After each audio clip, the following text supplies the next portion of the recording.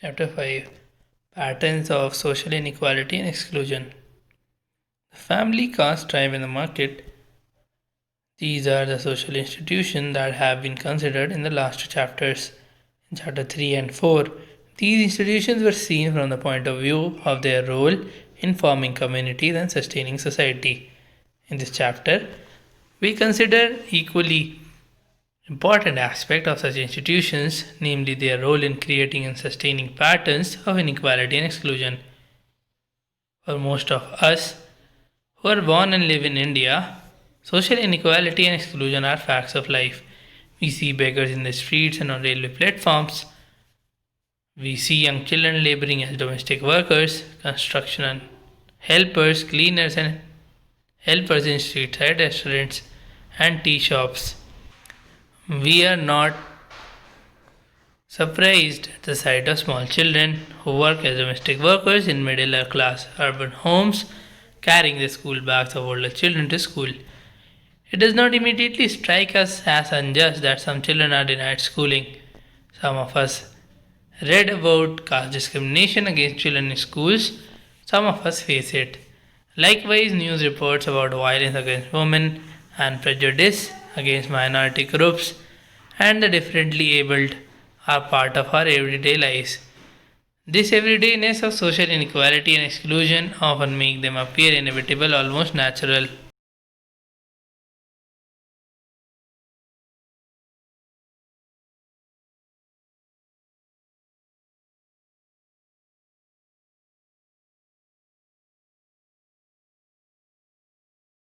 If we do sometimes recognize that inequality and exclusion are not inevitable, we often think of them as being deserved or justified in some sense.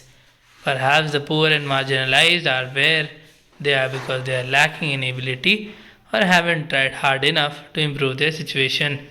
We thus tend to blame them for their own plight. If only they worked harder or were more intelligent, they wouldn't be as they were.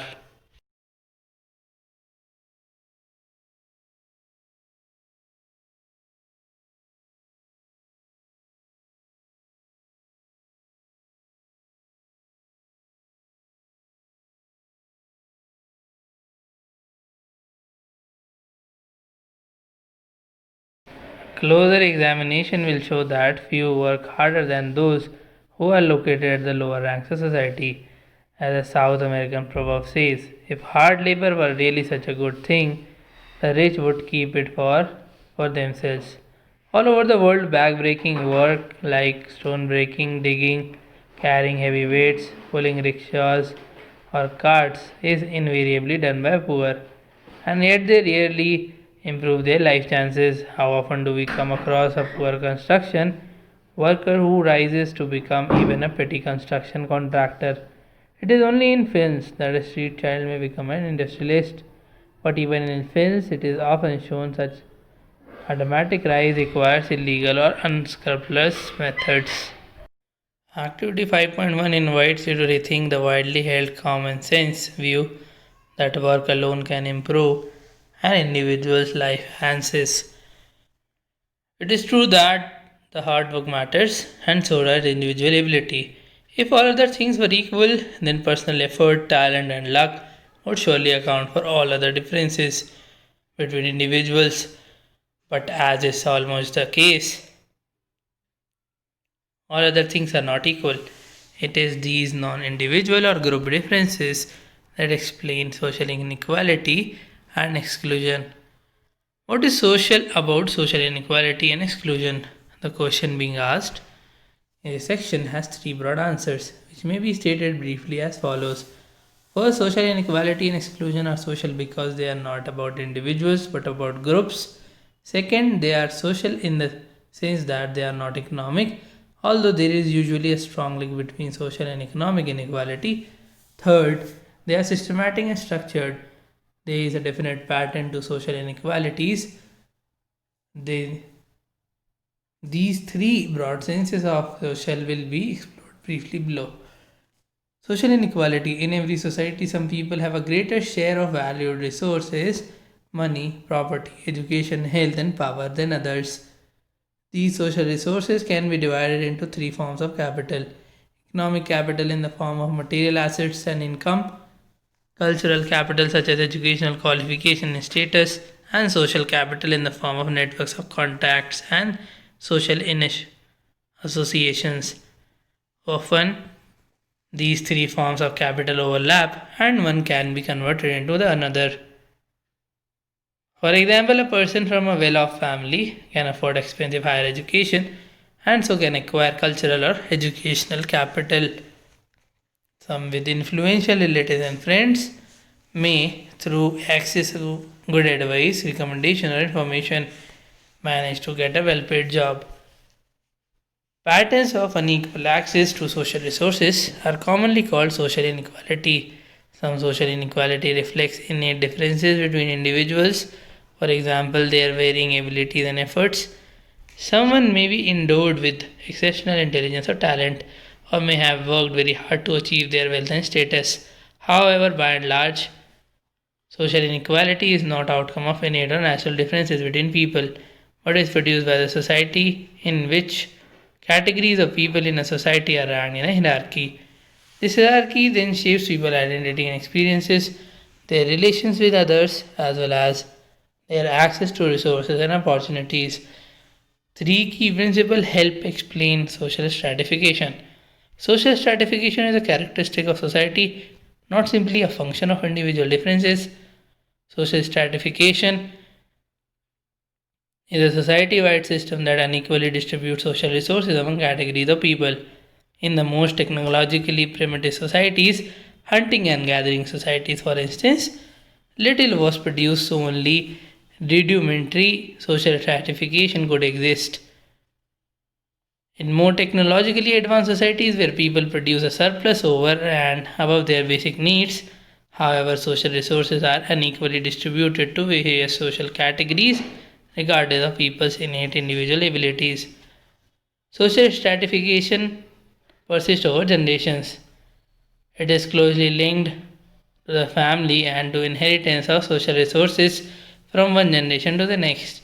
A person's social position is ascribed, that is, children assume the social position of their parents. Within the caste system, birth indicates occupational opportunities. A Dalit is likely to be confined to traditional occupations such as agricultural labor, scavenging, or leather work, with the chance of being able to get high paying white collar or professional work. The ascribed aspect of social inequality is reinforced by the practice of endogamy, that is, marriage is usually restricted to members of same caste, ruling out the potential of blurring caste lines through intermarriage. Social stratification is supported by patterns of belief or ideology. No system of social stratification is likely to persist over generations unless it is widely viewed as being either fair or inevitable. The caste system, for example, is justified in terms of position of purity and pollution, with the Brahmin designated as the most superior and Dalits as the most inferior by virtue of birth and occupation. Not everyone, though, thinks of a system of inequality as legitimate.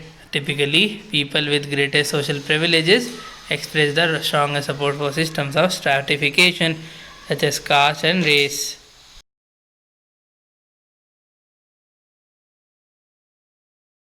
Those who have experienced the exploitation and humiliation of being at the bottom of the hierarchy are most likely to challenge it.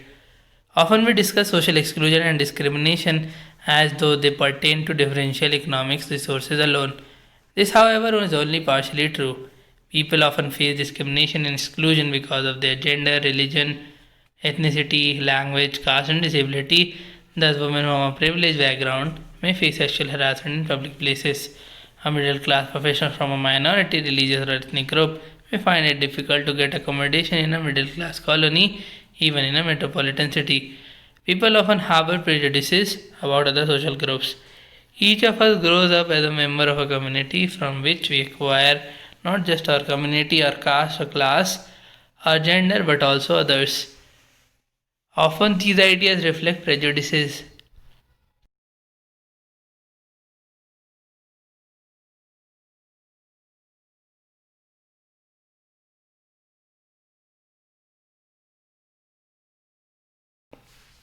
Prejudices refer to preconceived opinions or attitudes held by members of one group towards another. The word literally means prejudgment, that is, an opinion formed in advance of any familiarity with the subject before considering any available evidence. A prejudiced person's preconceived views are often based on hearsay rather than on direct evidence and are resistant to change in the face of new information.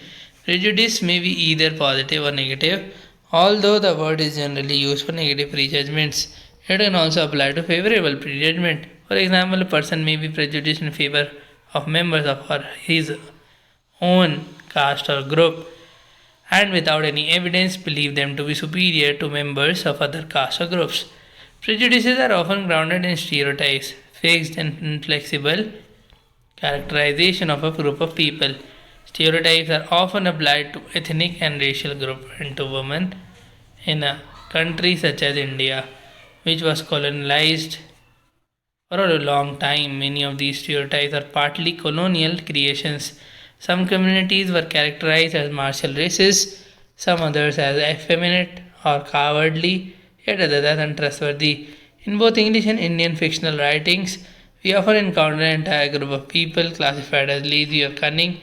It may indeed be true that some individuals are sometimes lazy or cunning, brave or cowardly. But such a general statement is true of individuals in every group. Even for such individuals, it is not true all the time. The same individual may be both lazy and hardworking at different times. Stereotypes fix whole group into single homogeneous categories. They refuse to recognize the variation across individual and across context or across time. They treat an entire community as though it were a single person with a single all-encompassing trait or characteristics. If prejudice describes attitude and opinions, discrimination refers to actual behavior towards another group or individual. Discrimination can be seen in practices that disqualify members of one group from opportunities open to another, as when a person is refused a job because of their gender or religion. Discrimination can be very hard to prove because it may not be open or explicitly stated. Discriminatory behavior or practices may be presented as motivated by other, more justifiable reasons other than prejudice. For example, the person who is refused a job because their caste may be told that they were less qualified than others and that the selection was done purely on merit. Social exclusion refers to ways in which individuals may become cut off from full involvement in wider society. It focuses attention on a broad range of factors that prevent individuals or groups from having opportunities open to the majority of population. In order to live a full and active life, individuals must not only be able to feed, clothe, or house themselves, but should also have access to essential goods and services such as education, health, transportation, insurance, social security, banking, and even access to the police or judiciary. Social exclusion is not accidental but systematic. It is the result of structural features of society. It is important to note that social exclusion is involuntary, that is, exclusion is practiced regardless of the wishes of the people who are excluded.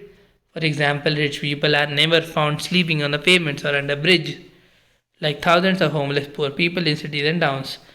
This does not mean that the rich are being excluded from access to pavements and park benches because they could certainly gain wrongly justified by the same logic. Access if they wanted to, but they choose not to. Social exclusion is sometimes wrongly justified by the same logic. It is said that the excluded group itself does not wish to participate. The truth of such an argument is not obvious when exclusion is preventing access to something desirable. Prolonged experience of discriminatory or insulting behavior often produces a reaction on the part of the excluded, who then stop trying for inclusion. For example, upper caste Hindu communities have often denied entry into temples for the lower caste, especially the Dalits. After decades of such treatment, the Dalits may be building their own temple or convert to another religion like Buddhism, Christianity, or Islam. After they do this, they may no longer desire to be included in the Hindu temple or religious events. But this does not mean that social exclusion is not being practiced. The The point is that exclusion occurs regardless of the wishes of the excluded. India, like the most societies, has been marked by acute practices of social discrimination and exclusion. At different periods of history, protest movements arose against caste, gender, and religious discrimination. Yet prejudices remain, often new ones emerges. Thus, legislation alone is able to transform or produce lasting social change. A constant social campaign to change awareness and sensitivity to is required to break them. You have already read about the impact of colonialism on Indian society. What discrimination and exclusion mean was brought home to even the most privileged Indians at the hands of British colonial state. Such experiences were, of course, common to various socially discriminated groups such as women, Dalits, and the oppressed caste and tribes. Faced with the humiliation of colonial rule and simultaneously exposed to ideas of democracy and justice, many Indians initiated and participated in large number of social reform movements. In this chapter, we focus on four groups who have suffered from serious social inequality and exclusion, namely Dalits or the ex-untouchable caste, Adivasis or communities referred to as tribal, women, and the differently abled. We attempt to look at each of the stories of struggles and achievements in the following section. Apart from these four groups, there are two more groups included in this category, like transgender and people of the third gender group. Caste and tribe, system justifying and perpetuating inequality. Caste system is a discriminatory system. The caste system is a distinct Indian social constitution that legitimizes and enforces practices of discrimination against people born in a particular caste. These practices of discrimination are humiliating, exclusionary, and exploitative. Historically, the caste system classified people by their occupation and status. Every caste was associated with an occupation, which meant that persons born into a particular caste were also born into the occupation associated with their caste. They had no choice. Moreover, and perhaps more importantly, each caste also had a specific place in the hierarchy of social status. So that, roughly speaking, not only were occupational categories ranked by social status, but there could be a further ranking within each broad occupational category. In strict scriptural terms, social and economic status were supposed to be sharply separated. For example, the ritually highest caste, the Brahmins, were not supposed to amass wealth and were subordinated to secular power of kings and rulers belonging to Kshatriya caste. On the other hand, despite having higher secular status and power, the king was subordinated to the Brahmin in the ritual religious sphere. However, in actual historical practice, economic and social status tended to coincide. There was a fairly close correlation between social status and economic status. The high castes were almost invariably of high economic status, while the low caste were almost always of low economic status. In modern times, and particularly since the 19th century, the link between caste and occupation has become much less rigid. Ritual religious prohibitions on occupational change are not easily imposed today, and it is easier than before to change one's occupation. Moreover, compared to 100 or 50 years ago, the correlation between caste and economic status is also weaker. Rich and poor people are to be found in every caste. But, and this is the key point, the caste class correlation is still remarkably stable at the macro level. As the system has become less rigid, the distinctions between castes of broadly similar social and economic status have weakened. Yet, between different socio-economic groupings, the distinction continue to be maintained. Although things have certainly changed, they have not changed much at the macro level. It is still true that the privileged sections, upper caste of the society have advantage, while the disadvantaged and the low economic status sections are dominated by the so-called lower caste. Moreover, the proportion of population that lives in poverty or affluence differs greatly across caste groups. In short, even though there have been major changes brought about social movements over more than a century, and despite changed modes of production as well as concerted attempts by the state to suppress its public role in independent India, caste continues to affect life chances of Indians in the 21st century. Untouchability is an extreme and particularly vicious aspect of the caste system that describes stringent social sanctions against members of caste located at the bottom of the purity pollution scale. Strictly speaking, untouchable castes are outside the caste hierarchy. They are considered to be so impure that their mere touch severely pollutes members of all other castes, bringing terrible punishment for the former and forcing the latter to perform elaborate purification rituals. In fact, notion of distance pollution existed in many regions of India, so that even the presence of the shadow of an untouchable person is considered polluting. Despite the limited literal meaning of the word, the institution of untouchability refers to not just the avoidance or prohibition of physical contact, but to a much broader set of social sanctions. It is important to emphasize that the three main dimensions of untouchability, namely exclusion, humiliation, subordination, and exploitation, are all equally important in defining the phenomena. Although the other low castes are also subjected to subordination exploitation to some degree, they do suffer the extreme forms of exclusion reserved for untouchables. Dalits experience forms of exclusion that are unique and not practiced against other groups. For instance, being prohibited from sharing drinking water resources or participating in collecting religious worship, social ceremonies, and festivals. At the same time, untouchability may also involve forced inclusion in a subordinated role, such as being compelled to play the drums at a religious event. The performance of public visible acts of self-humiliation and subordination is an important part of the practice of untouchability. Common instances include the imposition of gestures of deference, such as taking off headgear, carrying footwear in the hand, standing with bowed head, not wearing clean or bright clothes, and so on, as well as routinized abuse and humiliation. Moreover, untouchability is almost always associated with economic exploitation of various kinds, most commonly through imposition of forced, unpaid,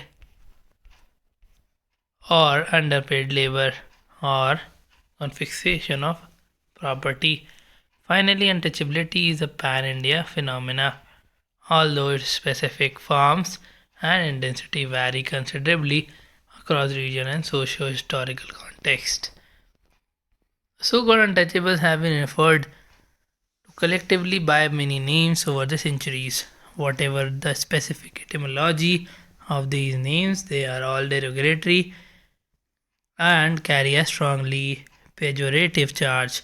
In fact, many of them continue to be used in a form of abuse even today, although their use is now a criminal offense. Mahatma Gandhi has popularized the term Harijan in the 1930s to counter the pejorative charge carried by these caste names.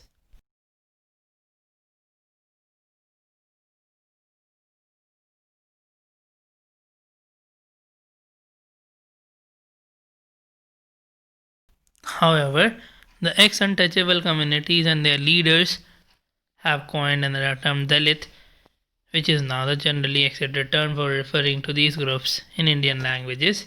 The term Dalit literally means downtrodden and conveys the sense of an oppressed people, though it was neither coined by Dr. Ambedkar nor frequently used by him. The term certainly resonates with the philosophy and the movement for empowerment that he led. It received wide currency during the caste riots in Mumbai in the early 1970s. The Dalit Panthers, a radical group that emerged in Western India during that time used the term to assert their identity as a part of their struggle for rights and dignity. State and non-state initiatives addressing caste and tribe discrimination. The Indian state has had special programs for the scheduled tribes and scheduled caste. Since even before independence, the schedules listing the caste and tribes recognized as deserving of special treatment because of massive discrimination practiced against them were drawn up in 1935 by the British Indian government. After independence, the same policies have been continued and many new ones were added. Among most significant additions in the extension of special programs to the other backward classes since the early 1990s. The most important state initiative attempting to compensate for past and present caste discrimination is the one popularly known as reservations. This caste and tribes in different spheres involves setting aside of some places or seats for members of scheduled caste and tribes in different spheres of public life. These include reservation in the seats in the state and central legislature, reservation of jobs in government services across all departments and public sector companies, and reservation of seats in educational institutions. The proportion of reserved seats is equal to percentage share of scheduled caste and tribes in the total population. But for OBCs, this proportion is decided differently. The same principle is extended to other development programs within the government. Some of them are exclusively for scheduled caste or tribe, while other gives them preference.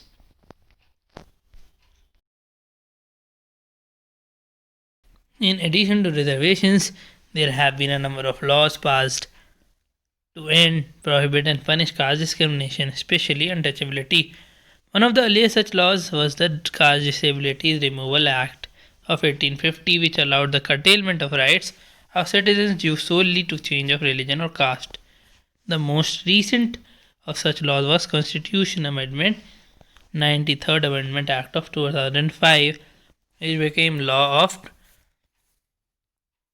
on 23rd January 2006. Coincidentally, both the 1850 and the 2006 amendment related to education. The 93rd Amendment is for introducing reservation for other backward classes in institutions of higher education, while the 1850 Act was used to allow to enter the Dalits to government schools. In between, there were been numerous laws, of which the important ones are, of course, the Constitution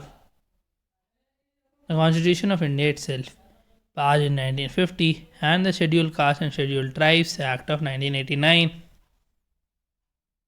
The Constitution abolished untouchability and introduced the reservation provisions mentioned above. The 1989 Prevention of Fratricides Act revised and strengthened the legal provisions punishing acts of violence or humiliation against Dalits or Adivasis. The fact that legislation was passed repeatedly on this subject is proof that the law alone cannot end up social practice. In fact, you will have seen from newspapers and the media cases of discrimination, including atrocities against Dalits and Adivasis, continue to take place all over India today. You can find numerous others in the newspaper and media. State alone cannot act and ensure social change. In any case, no social group, howsoever weak or oppressed, is only a victim. Human beings are always capable of organizing and acting on their own, often against very heavy odds, or struggle for justice and dignity. The list to have been increasingly active on the political, agitational, and cultural fronts, from pre-independence struggles and movement launched by people like Jyotiba Phule, Ayodhya Das, Periyar, Ambedkar, and others, to contemporary political organizations like the Bahujan Samaj Party in Uttar Pradesh or Dalit Sangharsh Samiti of Karnataka. Dalit political assertion has come a long way. Dalits have also made a significant contribution to literature in several Indian languages, especially Marathi, Kannada, Tamil, Telugu, and Hindi. the other backward classes. Untouchability was the most visible and comprehensive form of social discrimination. However, there were a few large groups of castes that were of low status and were also subjected to varying levels of discrimination short of untouchability. These were the service and artisanal caste who occupied the lower rungs of the caste hierarchy. The Constitution of India recognizes the possibility that there may be groups other than scheduled castes and scheduled tribes who suffer from social disadvantages. These groups, which need not be based on caste alone but generally are identified by caste, were described as the socially and educationally backward classes. This is the constitutional basis of popular term other backward classes, which is in common use today. Like the category of tribe, the OBCs are defined negatively by what they are not. They are neither part of the forward caste at the upper end of the status spectrum nor of the Dalits at the lower end. But since caste has entered all of the major Indian religions and is not confined to Hinduism alone, there are also members of other religions who belong to backward castes and share the same traditional occupational identification and similar or worse socioeconomic status. For these reasons, OBCs are a much more diverse group than the Dalits or Adivasis. The first government of independent India under Jawaharlal Nehru appointed a commission to look into measures for the welfare of the OBCs.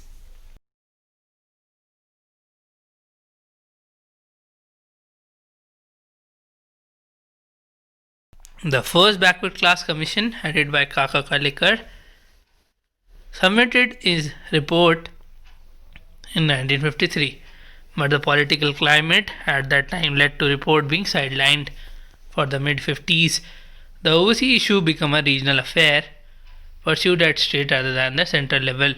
The southern state had a long history of backward caste politician agitation and had started in the early 20th century.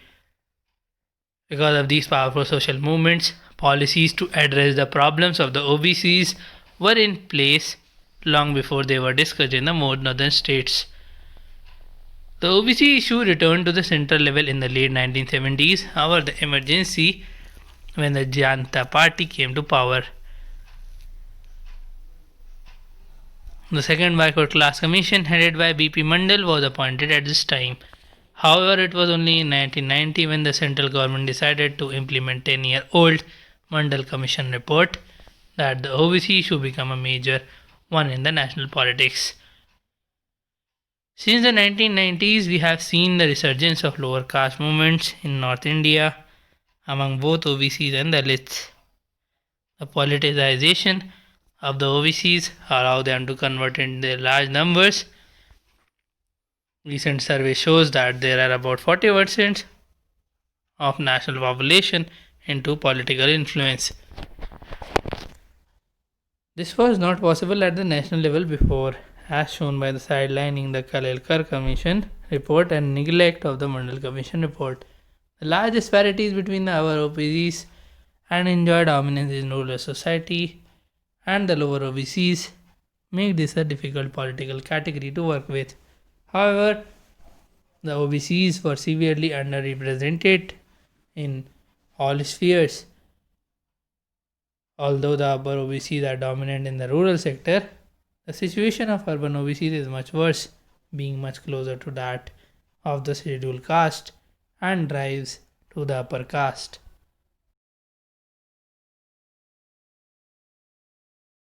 Adivasi struggles. Like the scheduled caste and the scheduled tribes, our social group recognized by Indian Constitution as especially marked by poverty, powerlessness and social stigma, the Jana tribe were believed to be people of the forest,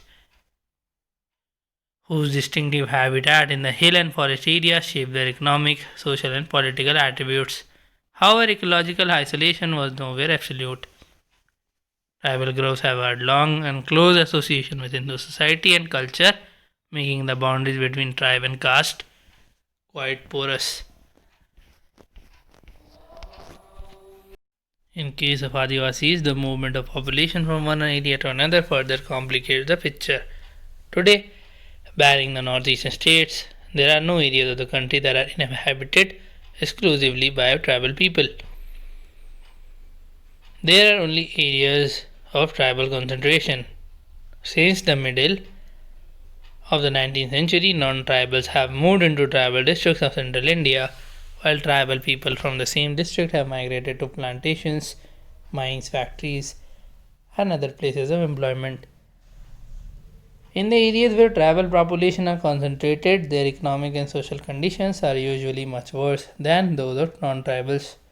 The impoverished and exploited circumstances under which Adivasis live can be traced historically to the pattern of accelerated resource extraction started by the colonial British government and continued by the government of independent India. From the late 19th century onwards, the colonial government reserved most forest tracts for its own use, severing the rights that Adivasis had long exercised to use the forest for gathering produce and for shifting cultivation. Forests were now be protected for maximizing timber production. With this policy, the mainstay of their livelihoods was taken away from Adivasis, rendering their lives poorer and more insecure. Denied access to forest and land for cultivation, Adivasis were forced to either use the forest illegally or migrate in search of wage labor. The independence of India in 1947 should have made life easier for Adivasis, but this was not the case. Firstly, the government monopoly over forest continued. If anything, the exploitation of forest accelerated. Secondly, the policy of capital intensive industrialization adopted by the Indian government required mineral resources and power generation capacities which were concentrated in Adivasi areas. Adivasi lands were rapidly acquired for new mining and dam projects. In the process, millions of Adivasis were displaced without any appropriate compensation or rehabilitation. Justified in the name of national development and economic growth, these policies were also a form of internal colonialism, subjugating Adivasis and alienating the resources upon which they depended. Projects such as Sarovar Dam and River Narmada on the River Narmada in western India and Polavaram Dam on the Godavari in Andhra Pradesh will displace hundreds of thousands of Adivasis, driving to the greater destitution. These processes continue to prevail and have become even more powerful since 1990s when economic liberalization policies were officially adopted by Indian government. It is now easier for corporate firms to acquire large area of lands by displacing Adivasis. Like the term Dalit, the term Adivasi cannot political awareness and assertion of rights. Literal meaning original inhabitants. The term was coined in 1930s as part of the struggle against the intrusion by the colonial government and outside settlers and moneylenders. Being Adivasi is about shared experiences of the loss of forest, the alienation of land, repeated displacements since independence in the name of development projects, and much more. In spite of heavy odds against them and in face of their marginalization, many tribal groups have been waging struggles against outsiders and the state.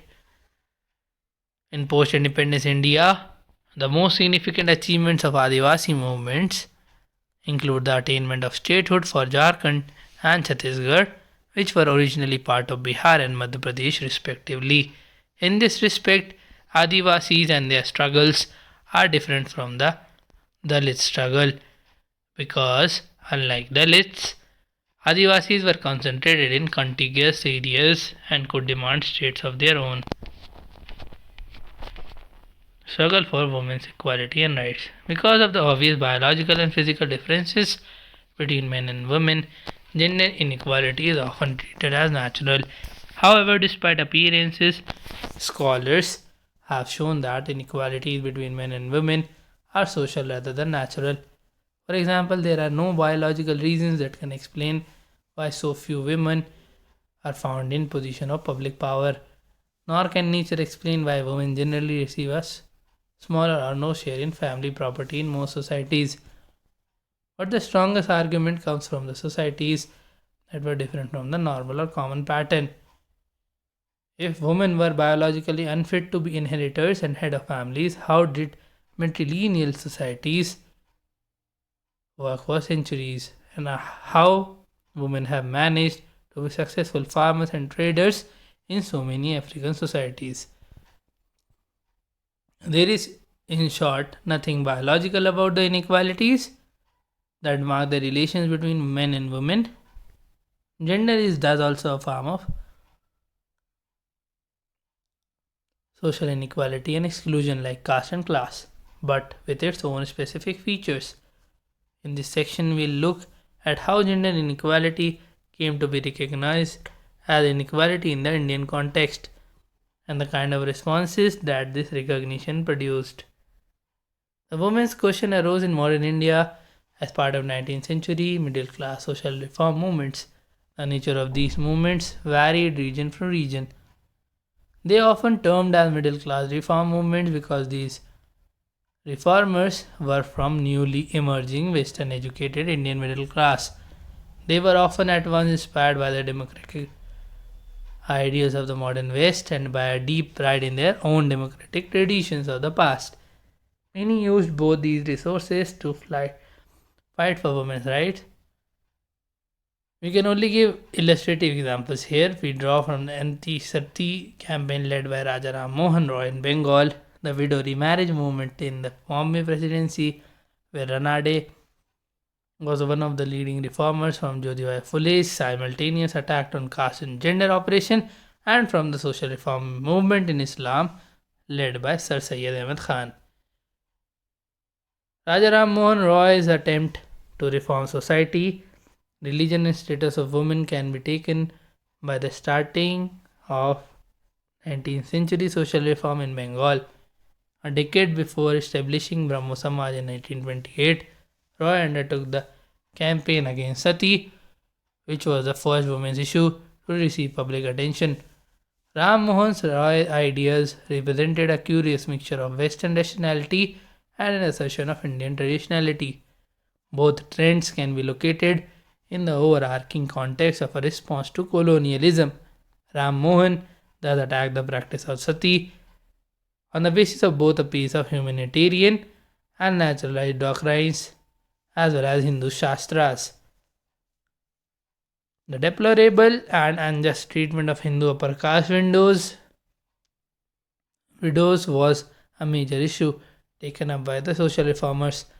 Ranade used the writings such as Bishop Joseph Butler, whose Analogy of Religion and Three Sermons of Human Nature dominated the moral philosophy syllabus of Bombay University in 1860s. At the same time, M.G. Ranade's writing entitled The Text of Hindu Law on the Lawfulness of Remarriage of Widows and Vedic Authorities for Widow Remarriage elaborated the Shastric sanction for remarriage of widows. While Ranade and Ram Mohan Roy belonged to one kind of 19th century upper caste, and middle class social reformer Jyotiba Phule came from a socially excluded caste, and his attack was directed both against caste and gender discrimination. He founded Satyashodak Samaj with its primary emphasis on truth seeking. Phule's first practical social reform efforts were to aid the two considered lowest groups in traditional Brahmin culture, women and untouchables. As in case of other reformers, a similar trend of drawing upon both modern and Western ideas as well as sacred text characterized Sir Syed Ahmad Khan's effort to reform Muslim society. He wanted girls to be educated, but within the precincts of their home, like the Anand Saraswati of Arya Samaj. He stood for women's education but sought for a curriculum that included instruction in religious principles, training in arts of housekeeping and handicrafts, and rearing of children. This may appear very stereotypical today. One has to, however, realize that once rights, such as education for women, were accepted, it started a process that finally made it possible to confine women to only some kind of education. It is often assumed that social reform for women's rights was entirely fought for male reformers and that ideas of women's equality are alien imports. To learn how wrong both the assumptions are, read the following extracts from the written by women Sri Purush Tulana, written in 1882, and Sultana's Dream, written in 1905.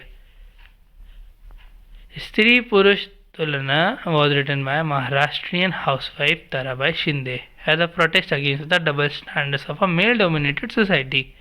A young Brahmin widow had been sentenced to death by the courts for killing her newborn baby because it was illegitimate, but no effort had been made to identify or punish the man who had fathered the baby. Sri Purush Tulana created quite a stir when it was published. Begum Rokeya Shekhawat Hussain was born in a well-to-do Bengali Muslim family and was lucky to have a husband who was very liberal in outlook and encouraged her education first in Urdu and later in Bengali and English. She was already a successful author in Urdu and Bengali, and when she wrote Sultana's Dream to test her abilities in English, this remarkable short story is probably the earliest example of science fiction written in India, and among the first by a woman author anywhere in the world. In her dream, Sultana visits a magical country where gender roles are reversed. Men are confined to the home and of the parda, while women are busy, scientists vying with other at inventing devices that will control the clouds and regulate rain, and machines that fly or air cars. Apart from early feminist vision, there was a large number of women's organizations that arose both at the all India and local levels in the early 20th century, and then began the participation of women in the national movement itself. Not surprisingly, women's rights were part and parcel of the nationalist vision. In 1931, the Karachi session of Indian National Congress issued a declaration of the fundamental rights of citizenship in India, whereby it committed itself to women's equality. The declaration read as follows: all citizens are equal before the law, irrespective of religion, caste, creed, or sex. No disability attaches to any citizen by reason of her or his religion, caste, creed, or sex. In regard to public employment, office of power or honor, and in the exercise of any trade or calling, the franchise shall be on the basis of universal adult suffrage. Women shall have right to vote, to represent the right to hold public offices. 2 decades after independence, women issue re-emerged in 1970s. In 19th century reform movements, the emphasis had been on the backward aspects of tradition like sati, child marriage, or ill treatment of widows. In 1970s, the emphasis was on modern issues, the rape of women in police custody, dowry murders, the representation of women in popular media, and the gendered consequences of unequal development.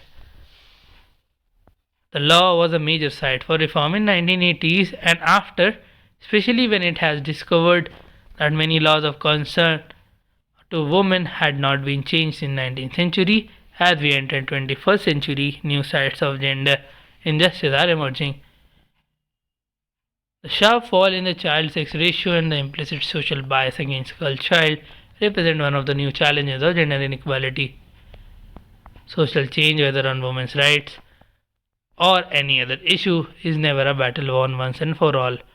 As with other social issues, the struggle is long, and the women's movement in India will have to fight to defend hard-won rights as well as take up new issues as they emerge. The struggles of the disabled. The differently abled are not disabled because only their just physically or mentally impaired, but also because society is built in a manner that does not cater to their needs. In contrast to the struggles over Dalit, Adivasi, or women's rights, the rights of the disabled have been recognized only very recently. Yet, in all historical periods, in all societies, there have been people who are disabled. One of the leading activists and scholars of disability in the Indian context, Anita Ghai, argues that invisibility of the disabled can be compared to the invisible man of Ralph Ellis's novel of the name is a famous indictment of the racism against African Americans in the USA. I am invisible, understand simply because people refuse to see me, like the bodiless heads you see sometimes in the circus side shows, as it is as though I have been surrounded by mirrors of hard distorting glass. When they approach me, they see only my surroundings, themselves, figments, their imagination, indeed everything and anything except me. The term disabled is significant because it draws attention to the fact that public perception of the disabled needs to be questioned. Here are some common features to the central to the public perception of disability all over the world. Disability is understood as a biological given. Whenever a disabled person is confronted with problems, it is taken for granted that problems originate from her or his impairment. A disabled person is seen as a victim. Disability is supposed to be linked with the disabled individual's self perception. The very idea of disability suggests that they are in need of help. In India, labels such as disability, handicap, crippled, blind, deaf are used synonymously. Often these terms are hurled at people as insult. In a culture that looks up to bodily perfection, all deviation from perfect body signify abnormality, defect, and distortion. Labels such as bichara accentuate the victim status for the disabled person. The root of such attitude lie in the cultural conception that views an impaired body as a result of fate. Destiny is seen as a culprit, and disabled people are the victims. The common perception views disability as retribution of past karma, for which there can be no reprieve. Dominant cultural construction in India therefore looks at disability as essentially a characteristic of an individual. Popular images in mythology portray the disabled in an extremely negative fashion. The term disabled challenges each of these assumptions. Terms of such as mentally challenged, visually impaired, and physically impaired came to replace the more tried negative terms such as retarded, crippled, or lame.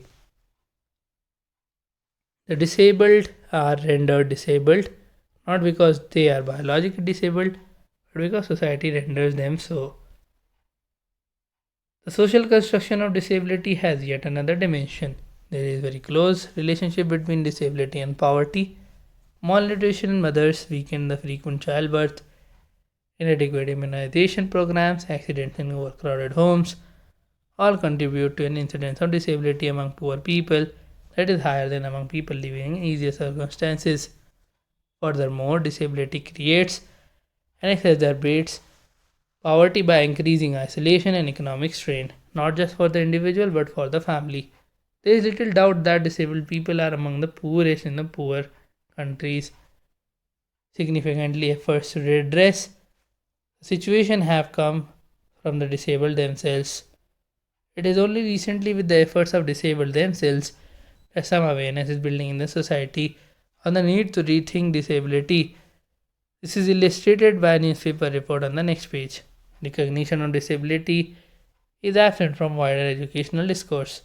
This is evident from the historical practices within the educational system that continue to marginalize the issue of disability by maintaining two separate streams, one for disabled students and one for everyone else.